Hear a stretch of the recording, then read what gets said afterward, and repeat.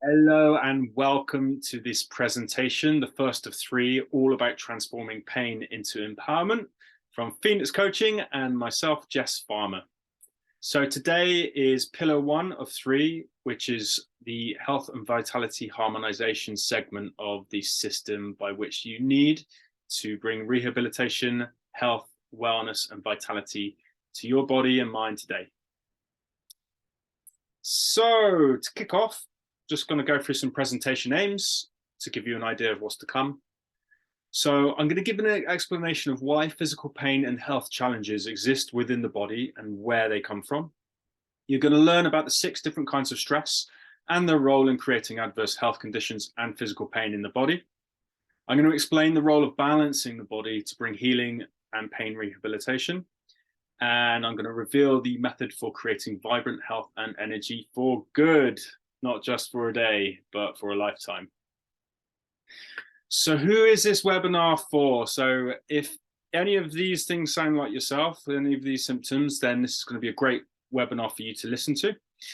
So physical pain, low energy levels, emotional challenges such as anxiety and depression, stubborn weight that won't seem to budge, stress management or difficulties with stress management, poor feelings of health and health conditions, poor digestion and elimination systems such as IBS, IBD, bloating, gas, constipation, diarrhea, and so on. If you've got problems with sleep, if you know that you have parasite and fungal infections, or if you suspect that you may have parasite and fungal infections, and any mystery reoccurring pain challenges that you can't quite put your finger on what's causing it. Or if you're very unlucky, all of the above, or a combination of the above. So I'm going to start off with giving a bit of an explanation of the body and especially the interconnected nature of it. So all systems in the body are connected to each other and they all influence each other. So we've got the musculoskeletal system, we've got the hormonal system, we've got the digestive system, the nervous system, the circulatory system. There's a lot packed into our body, like a lot.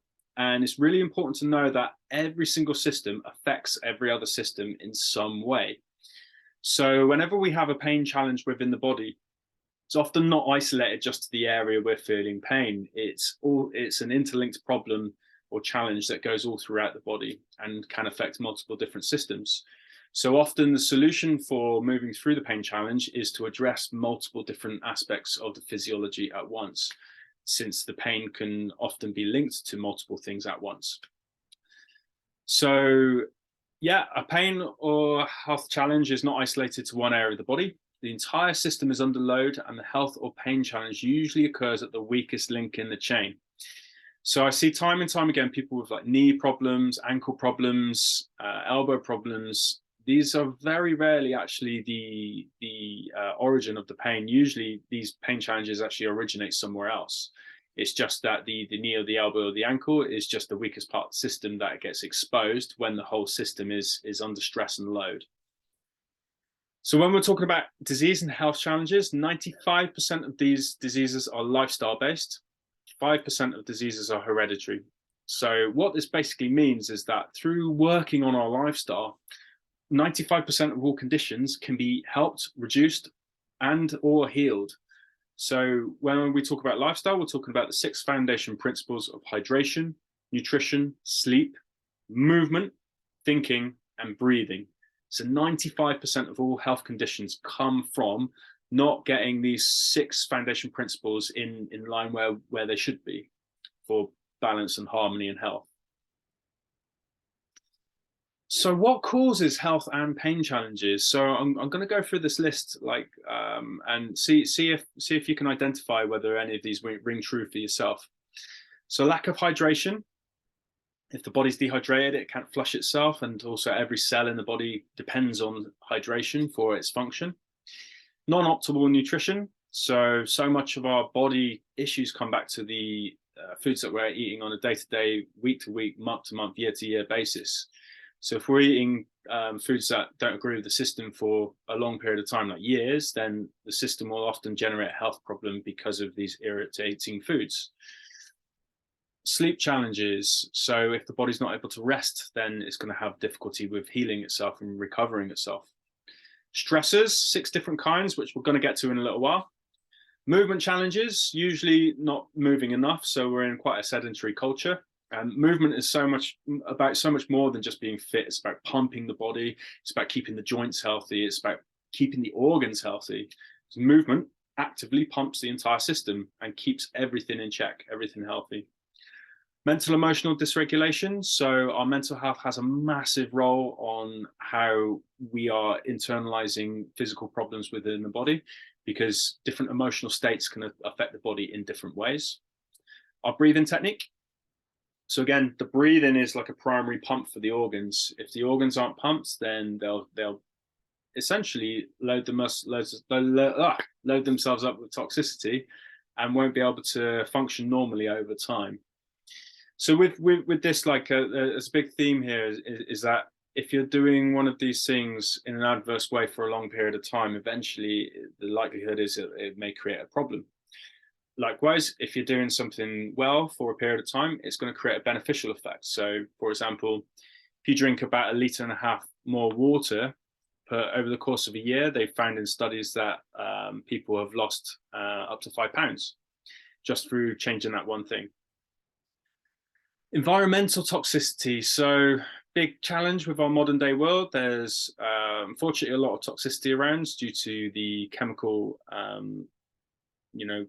the chemicals we use within manufacturing, within our foods, within our natural environment, such as mold in the air. Like 80% of homes in the UK have some presence of mold. Air quality. So lots of different toxins that bombard our system on a week-to-week basis. Not living to purpose. So this can be a big challenge for many people, because if we're living a life that is lacking in purpose for a long period of time, this isn't generally conducive with us feeling too good. If we're not feeling too good, this takes its toll on the body. And all of these things ultimately stem from some sort of imbalance within the body. It's where we've got the yin yang just to the right there. The symbol is going to be throughout this presentation, and that's to signify balance, especially balance within the body. And that's balance in terms of the physical, mental, emotional, and energetic systems, all of which interlink and interplay. Remember, everything is connected. So, to get into our first of our explanations. So, poorly organs can and do lead to physical pain. How can this be? So once again, everything is connected. Now, the organs are very much connected to muscles in something called a viscerosomatic reflex. Now, viscerosomatic reflex is when an organ refers pain into a muscle to buffer the pain away from the organ so that the organ can function, generally speaking. Not always, but generally speaking. So a really common example of this is that you hear when people have a heart attack, they feel a shooting pain down the left side of the arm. This is a viscerosomatic reflex. The problem isn't in the arm, it's related to the heart. The stomach, when there's dysfunction in the stomach, this can create problems with the left shoulder, because this is the link between the two. The liver and pancreas can create problems with the right shoulder. So if the digestive system's in a difficult place, you can do a lot of stretching and strengthening, and it will probably get you somewhere, but it may not do the job of the full rehabilitation, because the root cause is within the organs, either the stomach, the liver, or the pancreas.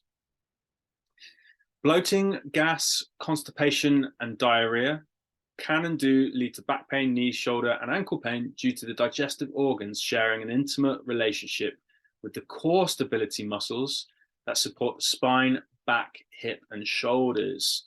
So to illustrate this is what all of these images are about. So you can see here's a really big muscle called the transversus abdominis. This is like a weight belt that essentially stabilizes the whole trunk as well as the spine, and the knees and the ankles and so on and so forth, and the shoulders. So this is like the central stabilization mechanism for the whole body. Now, to the right here, you can see this gentleman and all of the nerves coming out of his spine, feeding this muscle, as well as a number of other key supporting muscles.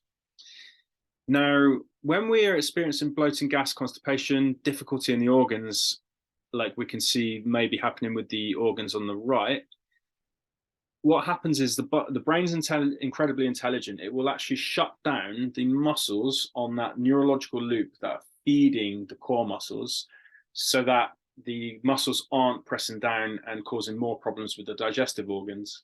And then we end up with this kind of dynamic here whereby this person's core muscles aren't working, and the guts are kind of like falling forward. Now, the guts or the digestive organs, where they're inflamed and in trouble, switching off the core muscles. When the core muscles are switched off, the back has less support, the hip has less support, the shoulder has less support, and therefore, if these structures aren't supported, structures like the elbows, wrists, knees, ankles also don't have the stability and support that they need, which then often leads to pain. So this is the link of how health conditions can and do often cause pain within the body. Remember that the pain is often just a symptom of something else that's happening, and the pain occurs in the weakest link of the chain.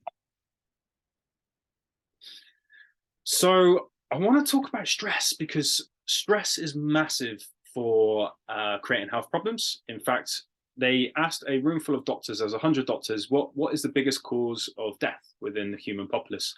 And they pretty much unanimously replied stress.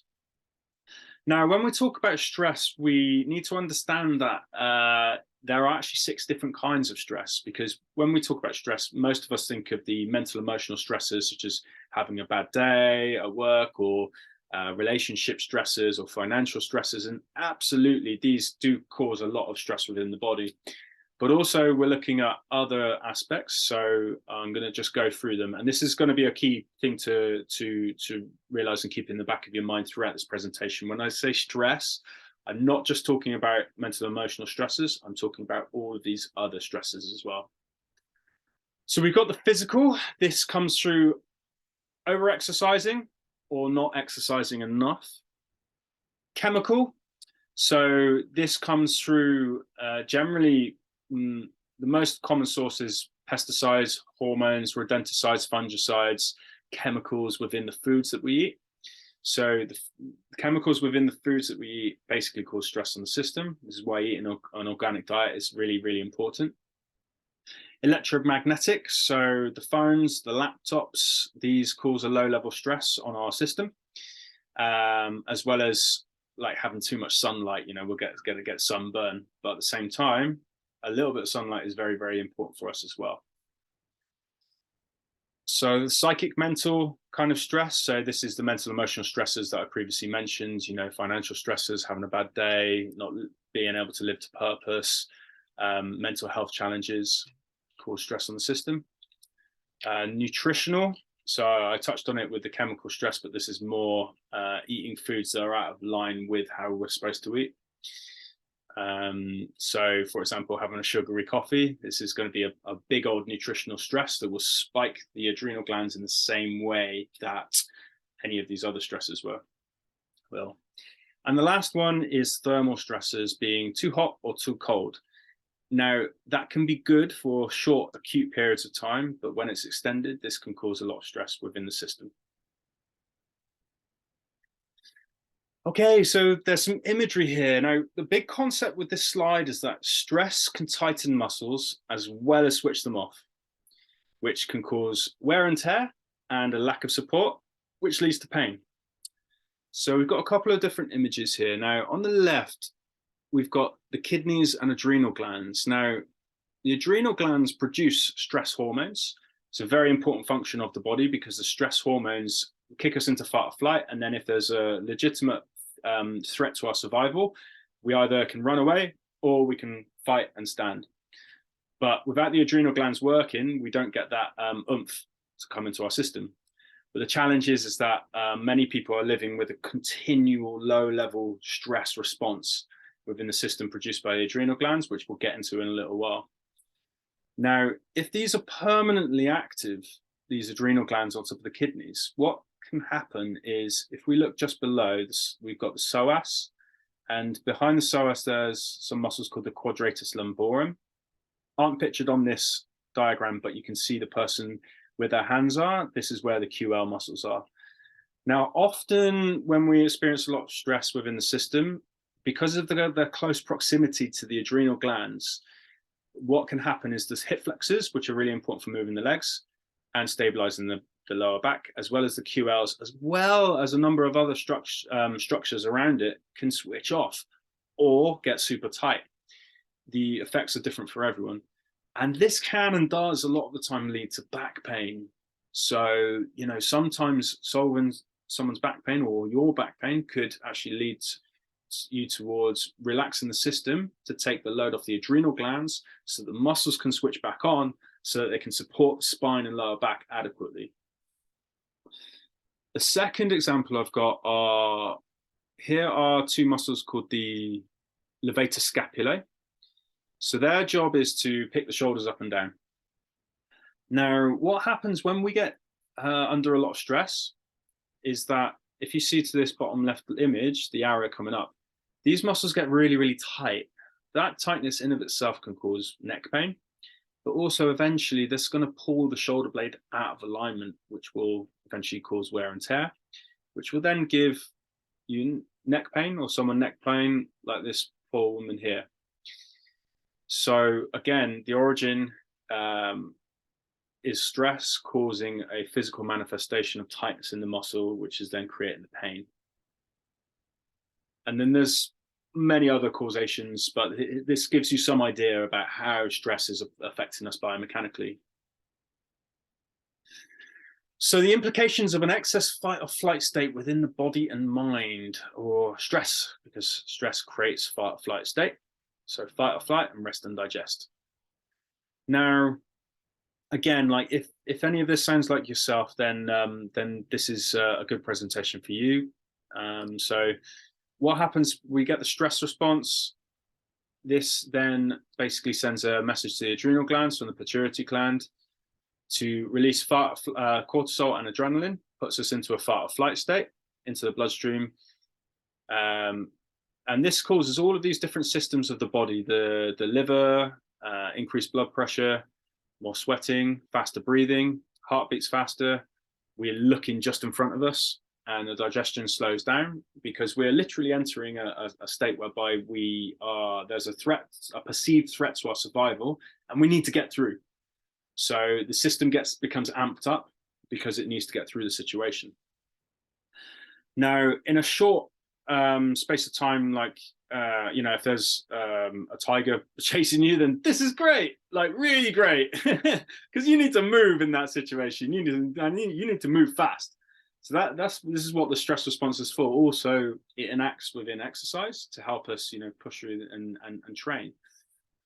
Albeit there comes a point with the training whereby the stress hormones actually start to break down the body after about 45-50 minutes. So what we're talking about more is chronic stress. So these low-level chronic stresses coming from lots of different directions, which can cause all of these different challenges. So burnout, weight gain, stifled creativity, anxiety and other mental health issues, because anxiety is a product of the mind running extremely fast. If the system is running fast, so will the mind. The mind will run exactly the same as the system because the two things are inseparable. Remember, everything is connected. Chronic digestive issues. This is because when the system's in a fight or flight state, it shunts all of the blood to the arms and legs and away from the digestive organs. So then the organs don't have the opportunity to heal. They don't get as much oxygen to them or nutrients. So again, if this is chronically happening, eventually the digestive organs are going to start breaking down. Hypothyroidism, breakdown of tissues, which often leads to injury, cardiovascular disease and heart attacks, gastrointestinal issues, monthly cycle and sex organ issues. So a lot of the time with my women clients, if they're under a lot of stress, often their monthly cycles become irregular or sometimes even can stop completely. Sexual dysfunction for men and women, chronic fatigue, and yeah, that's not an exhaustive list. There's many more things that can happen as a result of excess stress or cortisol in the system. So to talk about cortisol, excess stress equals excess cortisol equals health challenges, weight gain, and low energy. So you can see here some of the effects of cortisol. I'm not going to kind of go through it again, but yeah, it's basically quite close to the list I just mentioned, except for the weakened immune system.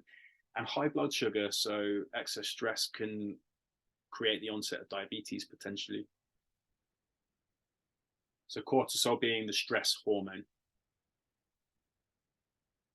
So to give an idea of how the fight or flight and rest and digest system is working within the body, I find it really helpful to explain this using the yin yang symbol. So the yin yang symbol signifies many things, but for the purposes of this presentation, we're just going to talk about it in terms of balance.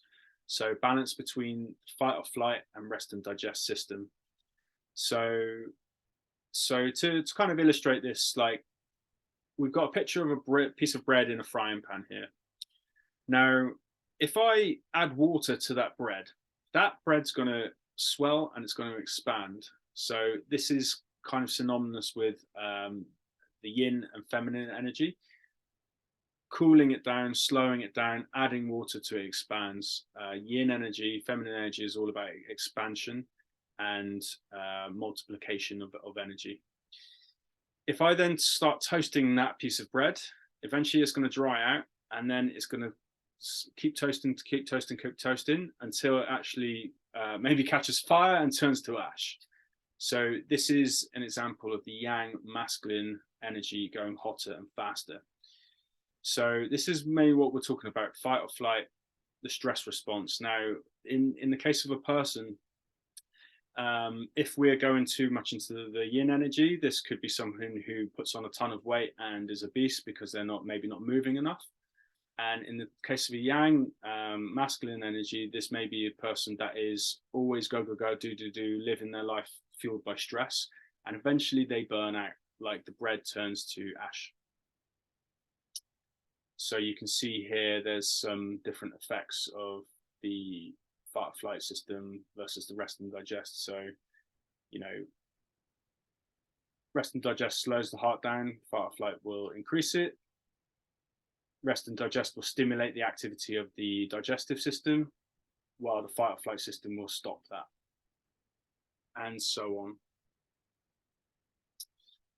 So the answer for balancing the system is to reduce the 6 forms of stress, which leads to harmonizing the body, which leads to improving health.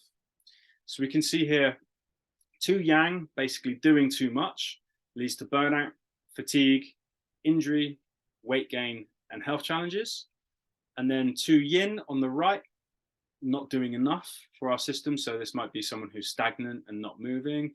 This will create lethargy, stagnation, weight gain, but for a different reason. Toxicity within the system, because if we're not moving the body enough, toxins build up within the system. And health challenges. So on both sides of the coin, doing too much and doing too little, health challenges will occur. Different in nature, but they will still occur. So, for example, 2 yang will cause hyperthyroidism, thyroid running too fast. Too much yin will cause hypothyroidism, the thyroid running too slow.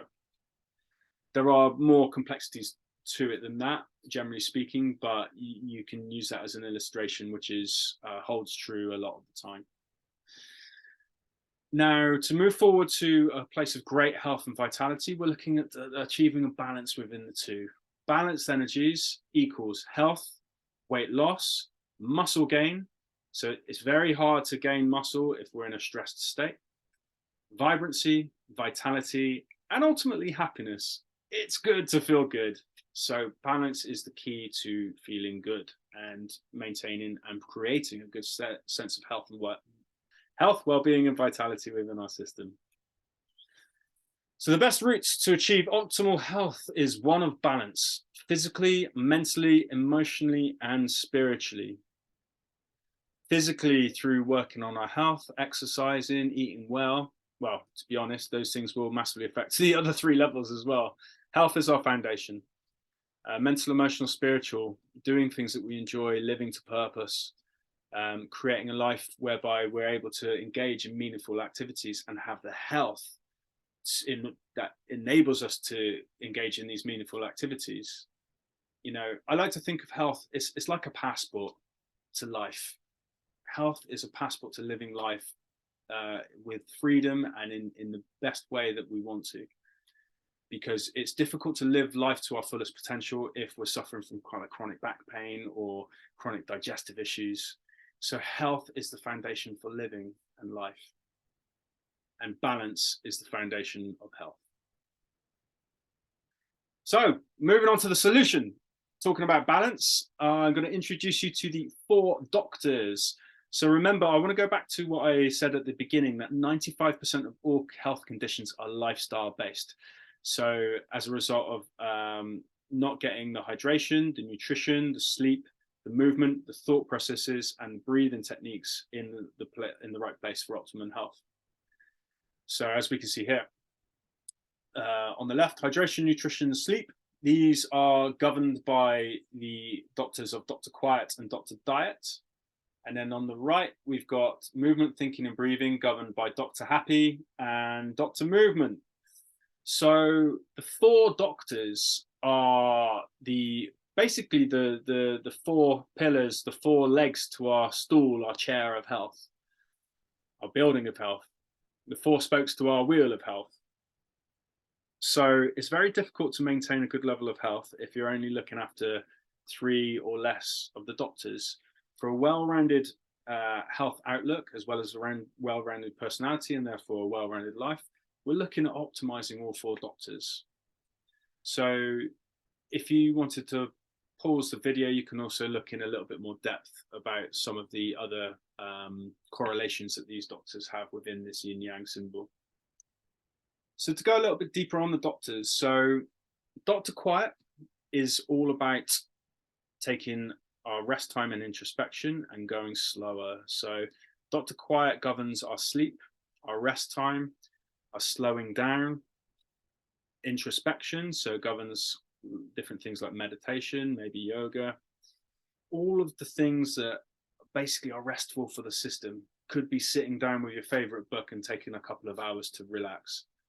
Could be watching a relaxing film, doing some Tai Chi, just taking the time also just to do nothing, which is really important, which is overlooked a lot of the time.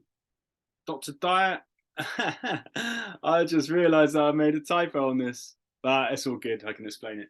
Okay, so Dr. Diet is all about what kinds of foods we're feeding the body, giving ourselves quality food, quality hydration, eating right for yourself. What is the best ratio of fats, carbohydrates, and proteins in order to give our system the most bolstered energy that it can have so that we can live our dream. And also Dr. Diet is about creating and being in a healthy environment, because we don't just eat with our mouth, we eat with our eyes and eat with our ears.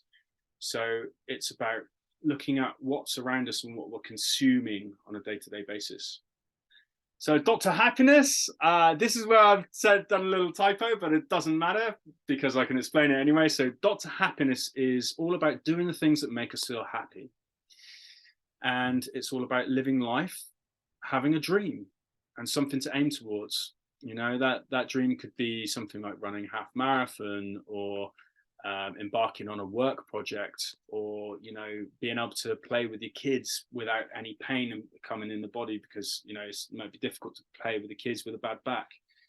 So having a dream to aim towards, this is one of the first things that I outline when I work with someone, because it's just so important, having a dream to steer your ship, because it can be challenging to create an effort to change and moving towards a healthier place if we don't have a strong linchpin or a place that we're looking towards. So this is all Dr. Happy. So Dr. Happy is also the chief of the psychology. So in many ways, Dr. Happy is the most important doctor, because Dr. Happy governs the other 3 doctors. And doing things that make you feel happy. So, you know, I spent a lot of time yesterday playing my guitar, because this is what makes me feel happy and keeps me in a good place psychologically. Dr. Movement.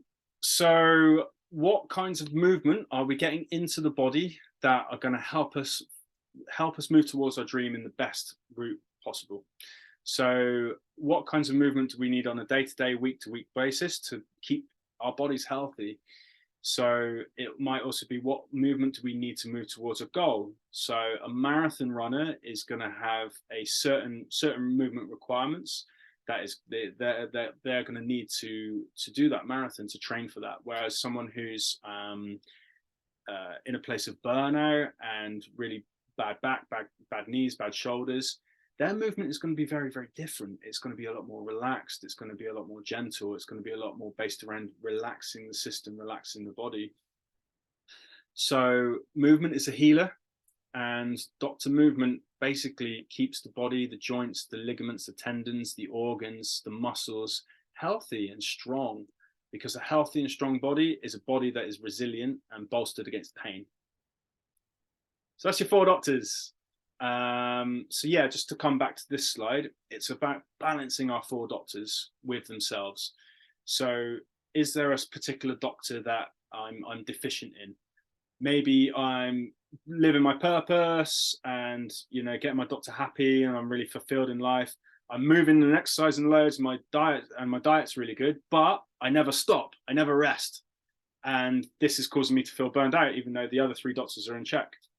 Or am I getting my diet in a good place? Am I resting a lot? Am I living my dream, but I'm not moving?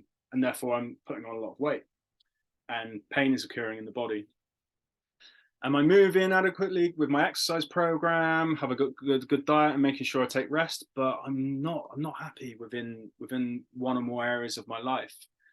So this is Dr. Happy deficient. So a big part of moving towards great health is first identifying where you may be deficient in one or more of the doctors and which doctor to start seeing first.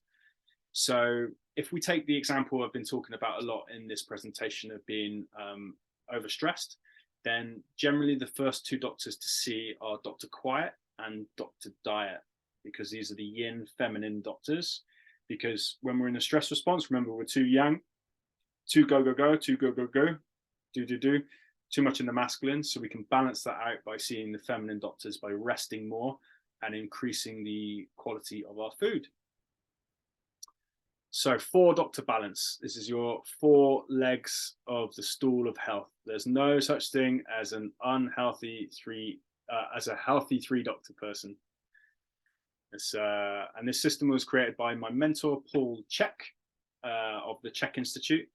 I recommend a fantastic book called How to Eat, Move and Be Healthy by Paul Chek. This is like the Bible of health, and this will give you a great foundation if you read this book as well. So yeah, this is the end of the presentation. I really hope that you found that useful. So yeah, an invitation to find out more. So I offer a free discovery call, and if you want to find out what the root cause of your individual pain challenges are, then you can jump on a call with myself. We can go through a diagnosis from the different Q&As that I offer and see what we can come up with. I'll give you practical and detailed advice for how you can begin your healing process based on a comprehensive assessment. If you want to find out how to work with me, then, you know, we can jump on a call and have a talk. That's no problem. Also, I recently recorded a podcast episode called Transforming Pain into Empowerment. Now, I'm going to pop this on the page. So this is a really great podcast all about inspiring you and all the listeners of this podcast into a different way of thinking and different way of being all around pain and how to transform your pain into empowerment. So there's got a lot of talking about mindset within that, as well as some practical things that you can do, as well as a case study. So yeah, so this is how you can find out more information. And if you are interested in finding out more about any of these, then please feel free to schedule a call in the link below. So thank you so much for watching, and see you soon. But if I see you soon, then you're probably in pain, and I don't want people in pain. But if you're in pain, then, you know, I'm happy to help. It's this funny thing where I want to see people, but at the same time, I don't. So much love and wishing you a good day.